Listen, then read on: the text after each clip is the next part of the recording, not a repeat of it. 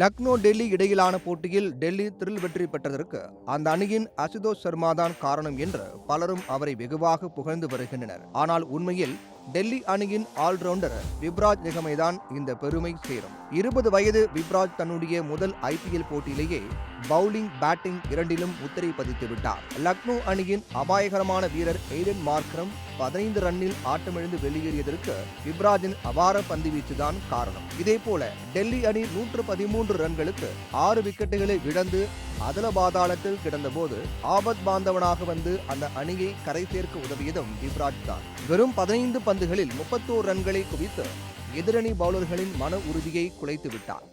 இதையடுத்து தற்போது யார் இந்த விப்ராஜ் நிகம் என்று ரசிகர்கள் இணையத்தில் போட்டி போட்டு அவரை தேடி வருகின்றனர். அந்த வகையில் விப்ராஜின் பின்னணி குறித்து இங்கே பார்க்கலாம். உத்தரப்பிரதேச மாநிலத்தைச் சேர்ந்த 20 வயது விப்ராஜ் நிகமிற்கு கிரிக்கெட் தான் இல்லாமை. இவரின் ஆட்டத்தால் கவரப்பட்டுதான் கடந்த மெகா ஏலத்தில் டெல்லி கேபிட்டல்ஸ் அணி 50 லட்சம் ரூபாய்க்கு இவரை ஏலத்தில் எடுத்தது. மாநில அணியான UP ஃபால்கன்ஸ்க்காக கடந்த ஆண்டு ஆடிய விப்ராஜ் 20 விக்கெட்டுகளை கைப்பற்றி தன்னை நிரூபித்தார். ஆல்ரவுண்டராக விப்ராஜின் விக்கெட் வேட்டை ரன்சி, சையத் முஷ்டாக் தொடர்களிலும் தொடர்ந்தது. 2024-2025 ஆண்டில் 3 முதல் தர போட்டிகளில் ஆடிய விப்ராஜ் அதில் 9 விக்கெட்டுகள் எடுத்து அசத்தினார். பேட்டிங்கிலும் 103 ரன்கள் குவித்து கெத்து காட்டினார். குறிப்பாக 8 பந்துகளில் 27 ரன்களை குவித்ததுதான் இவருக்கு IPL வாய்ப்பினை பெற்றுக் கொடுத்தது. விப்ராஜ் குறித்து டெல்லி சுழற்பந்து வீச்சாளர் குல்தீப் யாதவ் 19 வயதுக்குட்பட்டோருக்காக விளையாடும் வரை விப்ராஜ் ஒரு பேட்ஸ்மனாக தான் இருந்தார். பின்னர் படிப்படியாக பந்து வீச்சிலும் முன்னேற்றம் அடைந்தார். பேட்ஸ்மனாக பயமின்றி விளையாடுகிறார். பந்து வீச்சிலும் கடுமையாக உழைத்து வருகிறார்.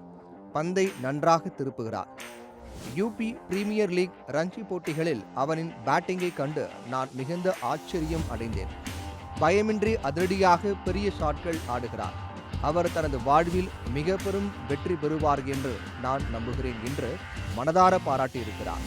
இதே போன்ற சிறப்பான ஆட்டத்தை விப்ராஜ் தொடர்ந்து வெளிப்படுத்தும் பட்சத்தில் இந்திய அணியின் கதவுகள் விரைவிலேயே அவருக்காக திறக்கக்கூடும்.